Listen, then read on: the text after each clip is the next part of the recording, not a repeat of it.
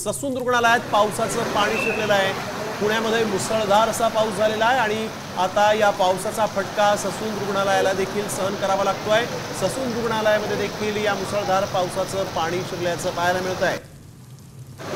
थेट दृश्य आपण बघतोय या ठिकाणी ससून रुग्णालय पुण्यातलं सगळ्यात महत्त्वाचं रुग्णालय। इथं मोठ्या संख्येनं रुग्ण येत असतात, परंतु ससून रुग्णालयामध्ये देखील पावसाचं पाणी जे आहे ते शिरलेलं आहे। ही थेट दृश्य आपण बघतोय। थेट जाऊया आमचे प्रतिनिधी सागर आव्हाड यांच्याकडे। सागर, काय अधिकची माहिती? ससून रुग्णालयामध्ये पाणी शिरल्याचं कळत आहे, रुग्णांना नाहक त्रासाला सामोरं जावं लागणार आहे, काय अधिकची माहिती?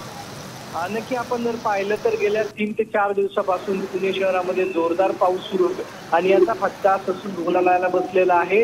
जे 13 नंबर वॉर्ड आहे किंवा 14 नंबर वॉर्ड आहे, तर दुसऱ्या मजल्यावरती पेशंट म्हणजे आयसीयूच्या समोर जो मोकळा पोर्च आहे त्या ठिकाणी रुग्णांच्या नातेवाईकांना बसावं लागतं। त्या ठिकाणी पाणी जे आहे ते गळताना पाहायला मिळतंय।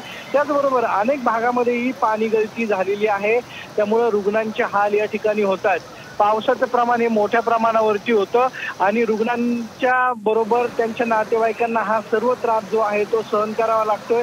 अनेक ठिकाणी पाणी गळती जी आहे ती ससून रुग्णालयामध्ये सध्या सुरू आहे। त्यामुळं पाऊस उघडल्यानंतर या सर्व परिस्थितीचा आढावा डीन एकनाथ पवार हे घेतील आणि त्यानंतर पुढील उपाययोजना ज्या आहेत त्या ससून रुग्णालयामध्ये केल्या जातील।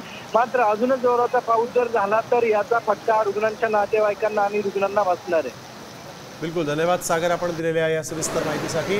तर आपण बघतोय ससून रुग्णालयामध्ये देखील पाणी शिरलेलं आहे, त्याचा फटका रुग्णांच्या नातेवाईकांना आणि रुग्णांना देखील बसणार असल्याचं इथं दिसतं।